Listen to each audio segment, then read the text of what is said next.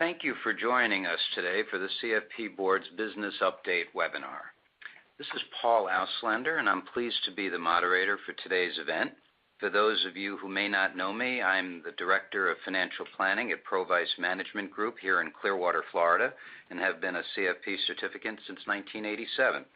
I'm also the immediate past chairman of the Financial Planning Association, and I currently serve as president of FPA of Florida. Today we'll hear updates from the latest Board of Directors meeting. We will take a look at CFP Board's plans for 2015 with its strategic plan focused on awareness, growth, recognition, and regulation and authority. We will also be addressing questions from you. We received a number of questions in advance of today's program, and we will take time to answer those questions and the questions that come in during this live event.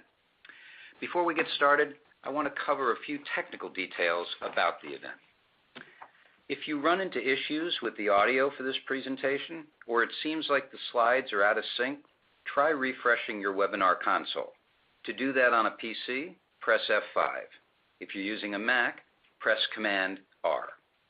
You'll see a question and answer function on your screen that you can use at any time during the program to submit questions to us. We'll try to address as many questions as possible during the Q&A session at the end of the program. If we don't get to your question today during the broadcast, CFP Board will follow up to provide you an answer. We have a lot of good information to share with you today, and we intend to leave plenty of time to answer your questions. Joining me on today's panel are Ray Ferrara, the 2014 Chair of the Board of Directors, Rich Rojeck, the 2014 Chair-elect of the Board of Directors, and Kevin Keller, CFP Board CEO. Thank you again for joining us. Today, we are broadcasting live from Clearwater, Florida, where the Board of Directors just finished up its latest meeting. Ray, what updates can you share about the meeting with us? Paul, thank you. It's great to have you here. We've met over the past couple of days, and this is our final in-person meeting for 2014. We reviewed the progress around our initiatives of Agra, which is awareness, growth, recognition and regulation, and authority. We reviewed and approved all of these overall goals for each of these areas for 2015, which of course my good friend Rich Rojeck will be serving as chair for next year. I'm also pleased to announce that we elected 5 new board members who will be joining us in January. The first is, and they're all CFP certificates. The first is Jeff Ferrara, who is with the FDG Group, a UBS subsidiary company in Stamford, Connecticut. Charles Fitzgerald III of Moisan Fitzgerald and Tamayo, based in Maitland, Florida. Peggy Rulin with Brudos, Rulin and Rowe in Columbus, Ohio. Richard Solomon, who is with BOK Financial in Overland, Kansas. And Neil Solomon of Wealth Pro, based out of Gloversville, New York. We welcome them all, and they will become members January 1st. We're excited about this distinguished group, and I wish them well as I leave the board. We also spent some time at this meeting with our leaders from NAPFA, one of our coalition partners, Bob Gertzmeyer and Jeffrey Brown. We're here to share with the board some of the things that are going on with NAPFA. We really appreciate their support of the CFP mark. There are 1,840 CFP professionals that are members of NAPFA, and as I mentioned earlier, they're one of our coalition partners. We discussed a number of ongoing issues of common interest between our two organizations, had a very good and frank conversation. Kevin and I also last week had the pleasure of being out in Denver at the Chapter Leaders Conference, where we got a chance to meet with the FPA board and then also speak to all of the chapter leaders. It's good to hear that the primary organizations supporting the profession are working closely together, Ray. You mentioned the CFP Board's Agra goals. Can you walk us through each of those, please?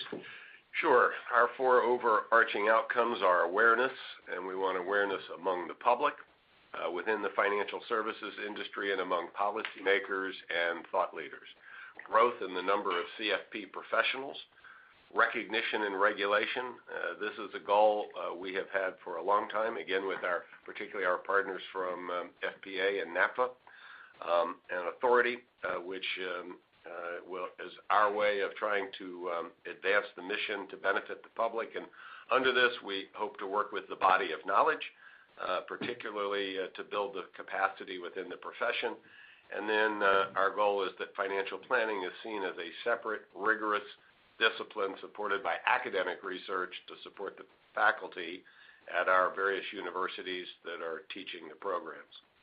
And this July, we reaffirmed our Agra goals and said that growth is slightly more important than the other three. Ray, talk about that a little bit. Can you share a little bit more about the discussions around growth? Paul, you bet. Our goal is to really make sure that the CFP certification is the must-have for those who are going to provide financial advice and the must-have for those who are seeking and receiving financial advice.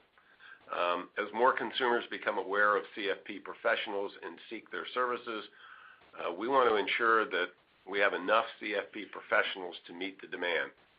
We've seen steady growth in our numbers over the years. Since 2007 alone, we've seen a 30% increase in the number of CFP professionals. And when you put that in the context of what we went through starting in 2008 with the financial crisis, I think it says even more about the success. Today, there are 70,565 CFP professionals here in the United States. And there are approximately another 80,000 outside of the United States, bringing the worldwide total to something just over $150,000. But even with the penetration that we've had at 70,000, we still only represent about 20% of the population of practicing financial advisors. In going through this growth, we need to work hard to have the demographics of those that are seeking out the CFP professional designation to reflect our population. And just to help put in context, we have more CFP professionals over the age of 70 than we do under the age of 30. There's obviously a lot of opportunities and challenges as we look forward to growing the profession to serve the American public. You know, our discussions on growth this week, Paul, really focused on the concept of growth with integrity. We're not looking for growth at growth's sake. We are not looking to divert CFP Board's core operations away from our important work and in continuing to uphold the CFP designation as the highest standard for personal financial planning. We will continue to keep a focus on the strength and relevance of the CFP certification for the delivery of personal financial advice. And as we look to 2015, we want to expand the impact on the number of approaches that we are taking. Let me take just a second to talk about some of those. We're working hard with our education partners to have their student enrollment pursue the CFP certification right after they come out of school. We had a good conversation in Denver last week with FPA about the collaboration that we're trying to do with them having student chapters on, at this point, 30 campuses, but we have a lot more to work on. We're working with large firms to institutionalize the CFP certification. We're building bridges between our education partners and the students, so the students who are coming out will have a place to go to find a job. And we're also working very hard in the RIA space, as well as the independent broker-dealers. You know, we've got over 270 academic institutions that either have baccalaureate programs and or registered programs, and we have another 52 institutions that we're currently talking with who are interested in doing degree programs with us. We need to develop all of these relationships much more deeply than we have. And I've got to tell you, one of the most interesting and fun times that I've had this past year was in early August when we brought our educational institutions to Washington, D.C., and we had 23 firms that came at our invitation so that the educational institutions and the firms could actually talk to each other. And it was a very enriching experience, and we had a little speed dating on one of the nights so that the people could get around to the 23 firms. This year, you know that we announced our Women's Initiative. It is unfortunate to say that only 23% of the CFP population are females. We need to do a better job. We need to be proactive, and thanks to the good foresight of our prior chair, Nancy Kistner, doing the research during her term as the chair, we announced the research in New York, and out of that, the WIN initiative has just taken off. We're developing a Faces of Women CFP Professionals awareness campaign. We're partnering with selected firms on pilot projects to promote gender diversity and professional development, and we're working with designated WIN advocate. I think we now have something close to 400 women who have expressed an interest, along with some men, I might add. And if you do have an interest in working on the Women's Initiative, just go to the website at www.cfp.net/WIN. And perhaps I've told this story once before, but I think it bears repeating. When we were in New York, there were only about eight men that were there that day, with about 220 women as we announced this. And one of those women who probably couldn't have stood 5 foot tall, probably was in her early 60s. She walks up to me, sticks her finger in my face, and she says, "You're the problem." And I kind of backed up a step, and I said, "Okay, what'd I do?" And she said, "You're old, you're pale, and you're male." And you know she's right, and we have to not only have a greater diversity with women, but we have to have a much more diverse population of CFPs in a number of different ways. Ray, thank you. That's such a complete answer, and I know that I do, as well as the other certificates, appreciate the explanation on what the CFP Board has in store, particularly in the growth. You mentioned earlier the need to build the capacity of the profession. Rich, can you elaborate on what that means and what the CFP Board will be doing to achieve that? Sure, Paul. All of our focus on growth highlights the need and the opportunity to grow the capacity of the financial planning profession. Financial planning has come a long way since it was first conceived as a profession, but we are still a young profession and a segment of the financial services industry that doesn't yet have the profile it should, given the important services that we provide to the public.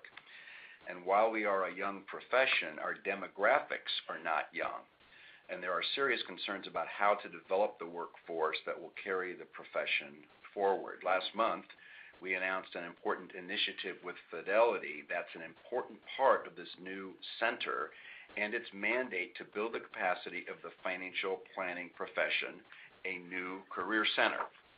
Our online career center, which will officially launch in early January, will serve as a resource for those interested in a career as a financial advisor, CFP certification, and internship opportunities, as well as for firms who are seeking new talent.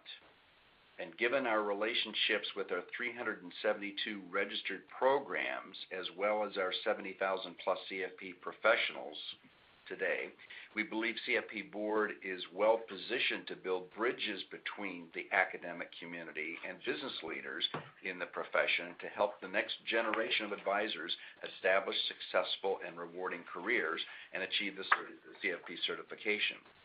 The center will be more than just a job board. We want the Career Center to be the go-to destination for employers and job seekers in the financial advisor profession, providing job and internship listings as well as compelling career management content. We expect it to attract students, those seeking internships and first job opportunities, as well as career changers and financial professionals seeking to make a change. We're very grateful to Fidelity's sponsorship, or for their sponsorship, which is providing funding for the development of the website, scholarships, and other resources. It will be open to all firms and independent advisors, and we will welcome additional sponsors and partners to us or to help us promote the use and viability of the Career Center going forward. The Career Center is part of and exemplifies the type of collaborative projects that will be a focus of CFP Board Center for Financial Planning.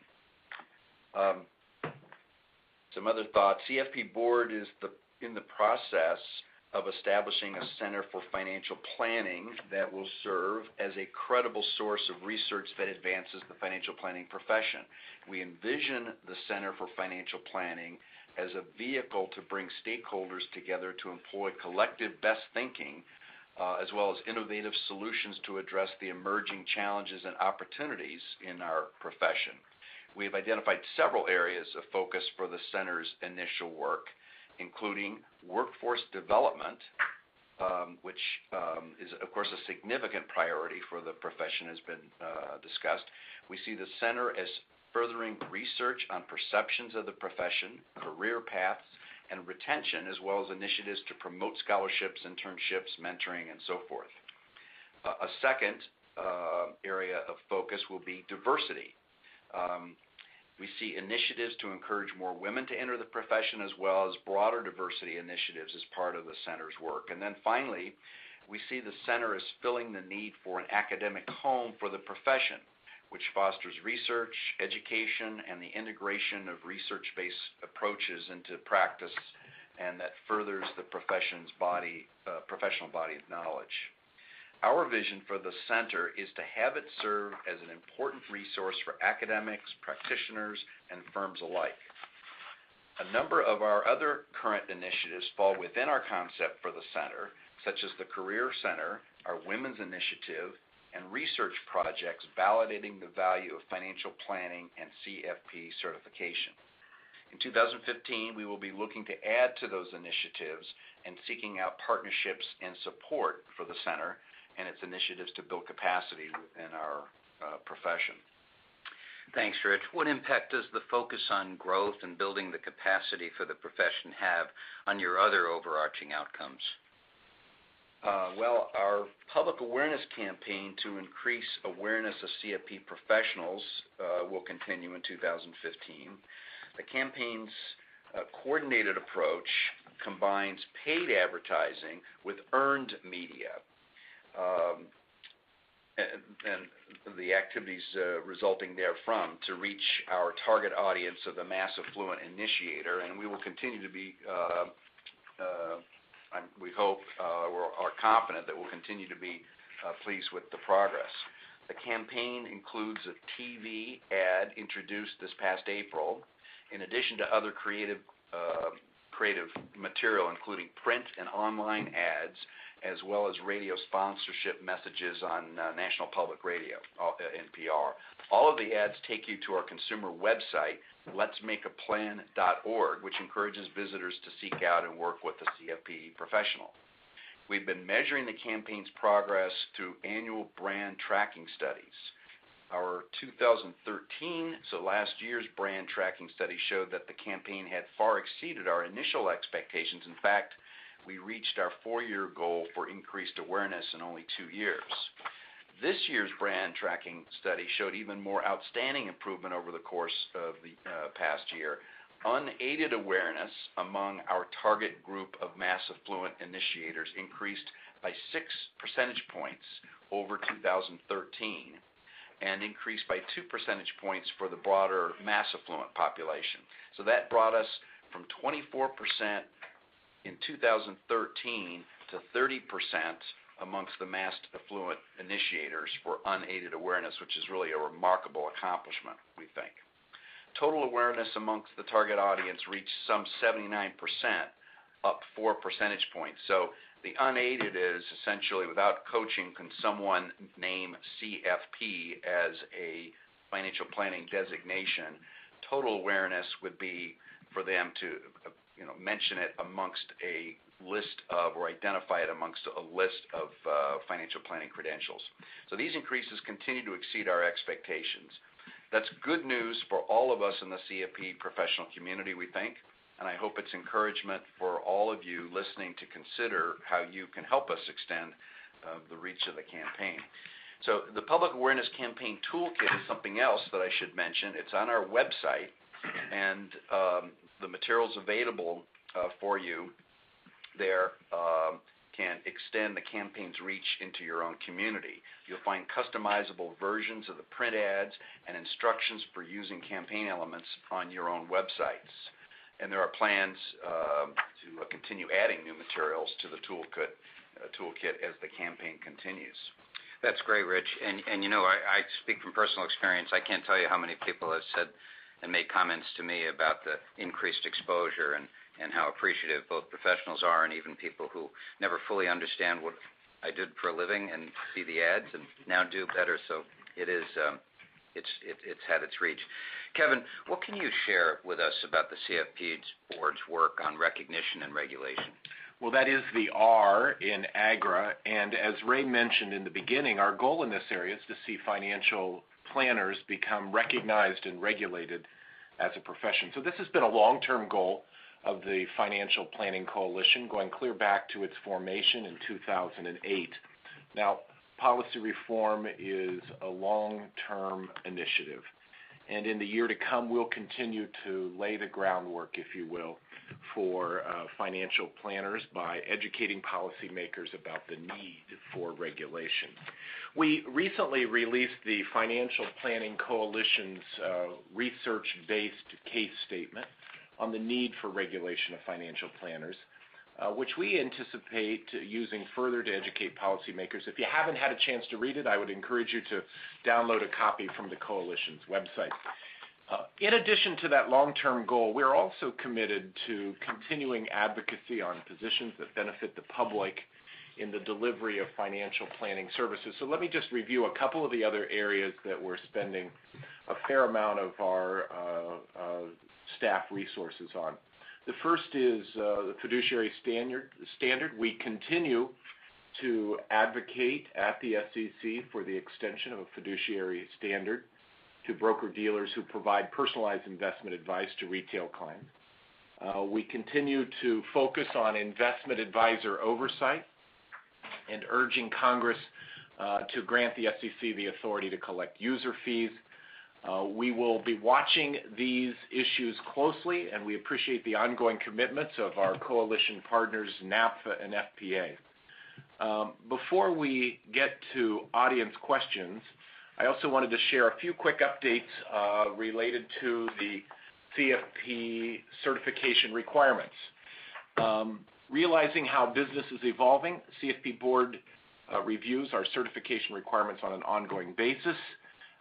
The exam requirement is one that the organization has spent a significant amount of time reviewing in the past years, and next week brings us to the first administration of the CFP examination in its new computer-based format. Now, we've been on the road. Ray and I have been on the road. Rich and I have been on the road since we announced the computer-based format. It's 6.5 hours long. Everybody's convinced that we're going to make it easier. It's just not the case. And by the way, we could lay a challenge out to anyone who has already got their certification that would like to take it again. Yeah, just send me a note and I'd be happy. Well, I get it. It was a day-and-a-half examination. It's going to be a one-day examination. We're using the exact same item bank. In fact, because there are fewer questions, we need to make sure those questions actually determine who knows the content and who doesn't. So every question that's on the exam, Paul, we have statistics for, and we know how many people get it right. So an exam question that 90% of the people get right doesn't really determine whether or not you know the material, because everybody gets it right. Well, guess what?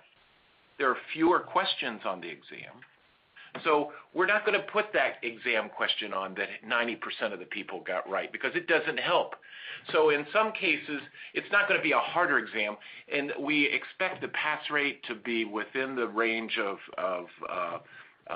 where it's been in the past. But we're working really hard. It's not going to be an easier exam, and we get the benefit of 250 testing locations as opposed to the 50 we had before.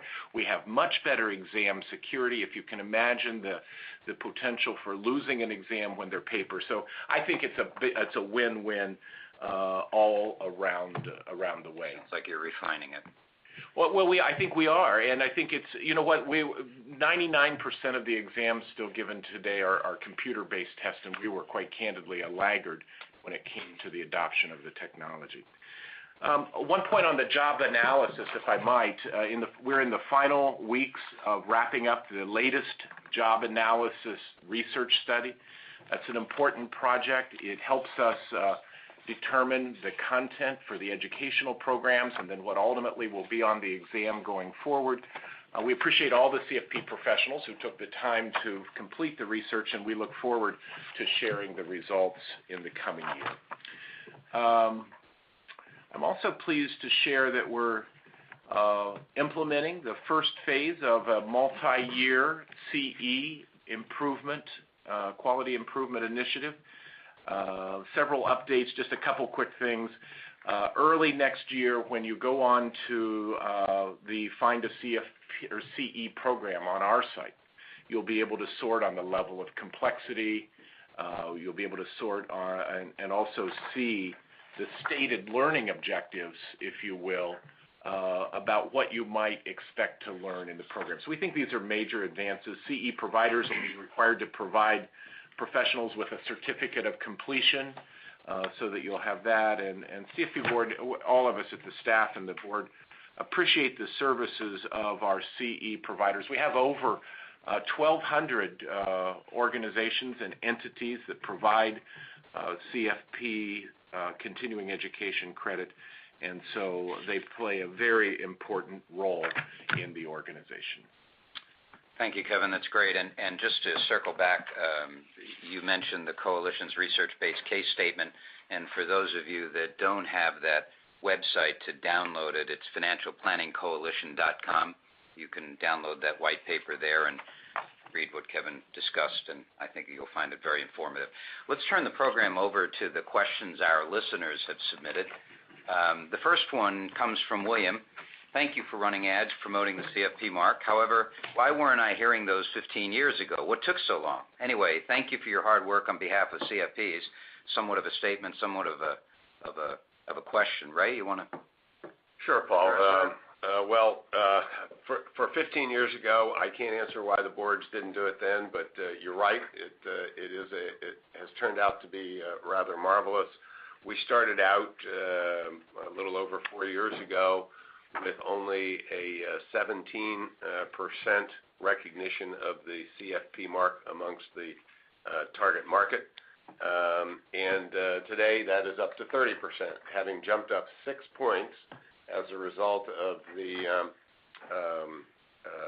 ad that we did with the DJ that people either love or people hate.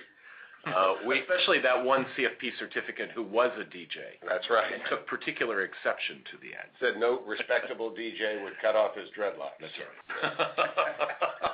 So the board made 2 commitments when we started this. The first commitment is that 100% of the money would be used for the advertising. None would be used for overhead, and we have lived up to that promise. And the second is that we would continue it, the board would continue it, as long as it thought, as we thought that it was continuing to make strides. Obviously, jumping from 24 to 30% is a good stride. The board continues to measure the success on a regular basis, and I would say to you, William, that as long as we're having that success, we'll continue it. But at some point, it may make sense to wind it down, but probably not totally eliminate it. Thanks, Ray.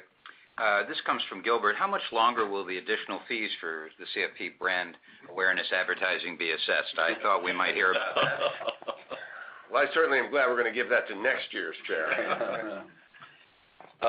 Well, given the efficacy of the ad, as Ray just mentioned, the tremendous improvement in unaided awareness, the Board of Directors has authorized the campaign to continue indefinitely, but with the proviso that it continues to deliver positive results. So we look at the brand tracking survey annually, and we've refreshed the ad after the first 2-year run, and I suspect that we will continue to do that as long as we think it makes sense. So, of course, the board is monitoring the campaign's progress, as I mentioned, on an ongoing basis. We look forward to sharing with you further progress towards our goal of increasing awareness of CFP professionals. So to answer Gilbert's question, it sounds like those additional fees will continue. I think that's a yes. Yeah, well, and so fine. This comes from David. How can we best leverage our designation and the board's marketing efforts to improve our standing with clients and prospects, Ray? David, thanks for the question. I think the best thing that each of us can do as individual CFP professionals is to display the CFP marks proudly. Make sure that you mention that you're a CFP professional. Do it prominently in your marketing materials, discussions with your clients. More and more consumers are looking specifically for professionals, I think, with the CFP designation. That's part of the goal of our public awareness campaign that Rich and I were just talking about. I think that as people come to understand the importance of doing financial planning and working with one that's certified, and will do it at a fiduciary standard of care when doing financial planning or material elements of it, that the public is going to begin to demand that even more than it does today. Thanks, Ray. This comes from Colette. What is CFP Board doing to increase public awareness of the value of dealing with a CFP professional versus a financial consultant? The ads are very limited, and the public still doesn't understand the value, especially since the financial consultants are offering quote-unquote financial planning services, which they claim are the same thing. Kevin? Well, Paul, our recent white paper that the Financial Planning Coalition issued put a spotlight on that very last point, that there are people out there calling themselves financial planners but not providing financial planning. I agree with Colette that the ads are limited. Our budget is not huge, although we're getting benefit, but the ads make that very same point as well. You don't know who you're dealing with. You could essentially be dealing with a DJ, and quite candidly, those ads have gotten attention on Capitol Hill and with policymakers. They've been specifically mentioned when we've been on meetings. So we continue to work to highlight the value of financial planning, and more specifically the harm consumers experience due to unqualified individuals representing themselves as financial planners. Thanks, Kevin. Carrie asks, what is the CFP Board doing to attract younger applicants? Rich? Well, we have robust initiatives underway to reach the next generation of CFP professionals. Let's just talk about our academic program. So, there's like 370 some odd registered programs, of which about 180 are academic. So those are undergraduate, meaning bachelor's degrees, master's, PhD programs, but focusing on the undergraduate, that's 127. That's a lot of institutions, colleges, and universities across the country that offer degree programs that are CFP Board registered. So that's the start, but certainly we know that the younger generation wants to see a clear career path beyond their academic pursuit. And real job opportunities before they make a firm decision to pursue a career or CFP certification. So that's why we're so excited about the new Career Center and the opportunities and career path resources that we'll make available alongside information about the value of CFP certification. Yeah, kudos to Fidelity for being the lead sponsor. Absolutely. In that. And to Ray's point, that hopefully will start to change this dynamic of more CFP practitioners over 70 and under 30. So thank you for that answer. Cleo asks, do you reward members who have been associated with the CFP organization for the last 35 years in terms of lifetime memberships? If not, why not? Cleo, the closer I get to being a CFP for 35 years, the better I like your idea. The truth of the matter is that the CFP certification is not a membership. You don't pay dues. You pay a certification fee, and the certification represents to the public that the individual holding the CFP mark has met all and continues to meet all of CFP Board's certification requirements. It's not an honorary degree. It's not an honorary certification. Every CFP professional, regardless of where they are in their life cycle, excuse me, has to meet the same requirements. And while we're grateful to everyone, Paul, that holds the CFP certification or held it in the past, we hope it just continues to provide them with satisfaction and that they will keep the credentials going as we go forward. It's the first time, Ray, I've actually seen you start to look excited about getting to be 70. I'm a bit concerned, asks David, that the board's focus seems to be growing the number of designees. To be specific, the computer-based exam seems less intimidating, and I think the social networking campaign to recruit new designees is confusing to consumer. No one ever sees become a CPA on Facebook. Kevin, do you want to address that? You started to in your remarks earlier. No disrespect to CPAs, but really? No, I'm just kidding. Look, Ray shared earlier about how our focus on growth is taking place in the context of growth with integrity. And so, one of the issues we're dealing with, Ray said it earlier, we have more CFPs who are over the age of 70 than under the age of 30. And when you look at the pending retirement of the number of CFPs, we have got to continue to put in place the initiatives to help people onboard into this profession. So I appreciate the feedback regarding Facebook. Given that people are spending more time on social media, like Facebook and other areas, we're advertising there and seeking to connect with prospective CFP professionals. Our growth marketing efforts are using many channels. But, the real issue here, and I understand, I think, where people like David are coming from. You worked hard, you got the CFP, and you want to, there's, I think, value in having the CFP. But the bottom line is the American public now more than ever needs access to competent and ethical financial advice. So this is not about growth for growth's sake. This is growth to deliver on the mission of the organization, which is to benefit the public by assuring that they have access to competent and ethical planning. And we certainly need more of it. That's right. Thank you, Kevin. Frank asks, how does someone find a mentor? I'm a CPA and a CFP, but I've had trouble finding a competent mentor, I assume on the CFP side. A lot of people just want to raid your client base. Rich, can you address that? Well, a mentoring relationship certainly can be one of the most rewarding things that you can do for your career, for both people in the relationship, the mentor and the mentoree, if you will.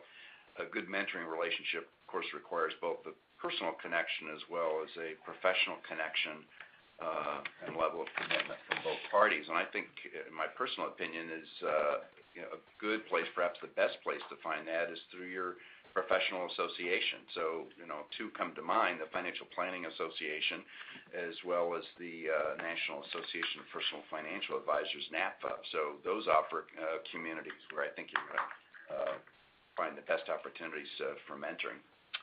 That's right, Rich. Thanks. Sandra asks, are any of our CE credits accepted for IRS credits?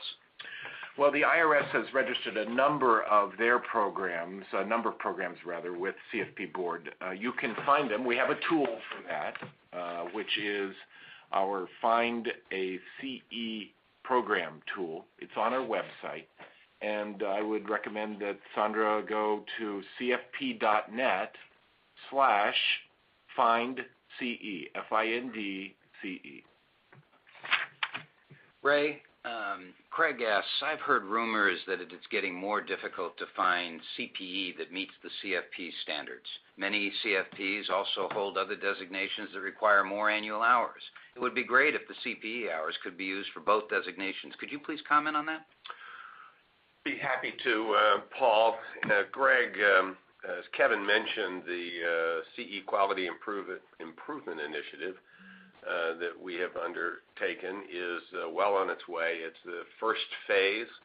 There is much more to come. The board has charged Kevin and the team to significantly raise the quality of our CE programs. And as a result of this, it's requiring CE programs to be registered with CFP Board, requirement that the instructor be an expert in the subject, require that they provide us with additional information about the program to help CFP professionals like yourself make sure that the programming is relevant. We've introduced those requirements to CE sponsors this summer and have been very pleased at the response that we have received from them. In fact, the board got a report today about the renewals that are taking place right now, and it seems to be very positive. There are new requirements, but our CE sponsors understand that raising the quality of the programs will lead to more satisfied customers like yourself. And remember, what CE is really all about is a CFP professional being able to certify that they are keeping their level of knowledge high enough so that they can continue to be certified. Thanks, Ray. Kevin, Joanna asks, how are we coordinating with other groups to collaborate within our scope? I am heavily involved in estate planning and the National Association for Estate Planning Councils, and I would love to see our groups work together to support holistic planning, recognizing and supporting each other's goals and objectives, specifically as they relate to the public. Well, Joanna, collaboration really is a central part of the work that we do, and we seek out and work with a wide range of organizations to address various issues of importance to the CFP professionals and the public they serve. Welcome thoughts on specific ways we might work with organizations, and so would invite Joanna to send me an email, kkeller@cfpboard.net, and I'd be happy to engage with her and hear more. I think that's a worthy goal. Personally, we've done great things in our area with state planning councils. It's a wonderful group. So, Joanna, I think that's a great comment, a great question. Thank you, Kevin. Rich, Jim asks, has the board considered adding learning modules around philanthropy and family legacy planning? The IMCA CPWA seems to use these areas as one of the key differentiating points relative to the CFP designations. That's a good question, Paul. Estate planning is already, of course, one of the major areas of the principal topics that make up the core curriculum for CFP certification. And, of course, that includes activities like philanthropy and family legacy planning. We will be updating the topics and job tasks based on our regular job analysis studies, but we expect to keep the curriculum for CFP certification one that focuses on the broad range of topics and tasks that make up practice of financial planning, as opposed to other credentials that may have a more narrow or specialized focus. Thanks, Rich. Kevin, Bill asks, what are the results of enforcement? CFP Board is dealing with enforcement issues gone bad. Is this having a chilling effect on bringing enforcement cases against advisors with misleading advertising? Can you comment on some of this? Yeah, sure. So, look, the FINRA website lists almost 200 financial designations, and there are but a handful that have a meaningful enforcement of their code of ethics. I would guess that all 200, or how many ever there are today, there are more every day with the alphabet soup just getting thicker. I would suggest that they all probably have some kind of code of conduct or code of ethics.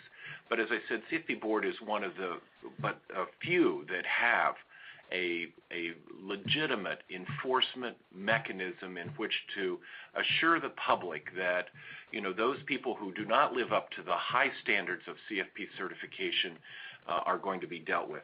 Yes, there's been a lot of media attention and other discussion related to but a couple cases. But that has not affected the integrity of our enforcement activities. The Disciplinary and Ethics Commission just held its last set of hearings just a few weeks ago. We have enforcement and disciplinary processes that are legally defensible, fair to participants, and credible to the public. Thanks, Kevin. While you're thinking and speaking, I'll toss you Barry's question. Please update us on the progress in standardizing the fiduciary rules in the financial services industry. Nothing like a softball. Well, thank you for thanks, Barry. I think I recognize you from this part of the country. The fiduciary standard is still a top issue for CFP Board. In fact, Ray, it was a major topic of discussion at the board meeting this week. Yeah, we invited Marilyn Capelli-Dimitrov, former chair from 5-6 years ago, who in large measure was responsible for helping to develop the standards and gave us a great history as to CFP stepping up with our current standards to introduce the word fiduciary into our rules and our code of conduct, and a very robust discussion which followed, and a lot of support around that fiduciary concept. Indeed, and so we continue to look at it at CFP Board, but I would very suggest to you as well that as you know, the SEC and the DOL are still looking at how to address the fiduciary standard in their rules, and we are not only monitoring their activities, but actively engaging both with the DOL, with the SEC, with the White House on these issues, because we are strong advocates for extending the application and making sure that advisors know what they need to do. And you know, Barry, as much as we'd love to have a unified definition of fiduciary, when it comes to regulators, somehow they like their definition better than someone else's. So we're working hard at it, but it's probably going to be a while before we get something that's totally unified. There are many definitions of the F word. All right. So from Kernan, Rich, what are life insurers, investment brokers, and other institutional organizations who hire and train representatives doing to promote the CFP designation? Kernan, a number of firms have incorporated CFP certification into their hiring or training programs, and we're certainly working with others to do the same. Some firms have positions that require the CFP certification. Other firms include the CFP certification education program as part of their training program. For others, the CFP certification is expected for employees who want to advance in their careers with the company. So we want to see more firms of all sizes recognize the value that they and their clients receive from their CFP professionals and take concrete steps to institutionalize the CFP certification into their business model. Thanks, Rich. Trish asked a question that I think Ray would answer best. What are the 3 top things that the CFP Board aims to provide practitioners? Well, Trish, first of all, remember, we are not a membership organization. We're a certifying body, and our mission is to benefit the public through the CFP designation. So first, I think we want you to recognize and take pride in the value of receiving the certification, no matter when you received it. Many moons ago, like Paul or Rich or myself, or those that next week will be testing for it, we want you to be proud about it. It's a substantial achievement. And without a doubt, it is the most recognized credential in personal financial planning that's sought out by consumers. Second, we try to provide you with some tools. We've mentioned some of them that are available on our website today. The toolkit as just one example, but that we introduced, but there are others to help you promote the CFP designation, things that you can put on your website. In fact, if you'd like to have the DJ ad on your website, you can download it and do that. But anything you put on your website, as our Chief Compliance Officer, you need to get it all approved with the compliance officers. And third, we want you to have confidence that CFP Board is working hard towards a positive future for all of us, in which the CFP certification is even more widely recognized and sought after. We hope you will keep the designation, remain connected with us, and take advantage of the opportunities to get involved with our initiatives. And right on our website, if you would like to volunteer to help with many of the projects that we're working on, we mentioned the Women's Initiative earlier, but there are other opportunities. Download a copy of the volunteer application, and we would be delighted to have you work with us. Thank you, Ray. Kevin, Robert asks, have we compared the effectiveness of CFP ads versus the CFA ads? I have been more impressed by the CFA ads. Robert's been more impressed by the CFA ads. Let me make that Not clear. you. Not me. Okay, great. I'm Well, first of all, we have a great working relationship with our friends at the CFA Institute. In fact, one of their former senior executives, Bob Johnson, has just been named as the new president of the American College, one of our largest providers of exam candidates, so I look forward to meeting with Bob next week. But what I would say about the CFA ads, they are targeted B2B. In other words, they're a B2B play, and the CFP Board ads are targeted B2C, or business to consumer. So we have different targets. We continue to assess the effectiveness of the campaign. We're pleased with the results we've gotten to date. And I guess the only other thing I would mention, we've seen a lot more ads from CFA Institute after we started our campaign, and we welcome them to the marketplace. I wonder if there's a connection. I don't know. Thank you, Kevin. Ray, Viveka asks, how do you find a local CFP group? Well, Rebecca, we don't have any local CFP groups. However, we have two great partnerships with two membership organizations that support their members. For those that are fee only and feel that that's their best home, there's NAPFA. And we mentioned earlier that they've got about 1,800 CFP professionals. Then there's the FPA, which has about 100 chapters around the country.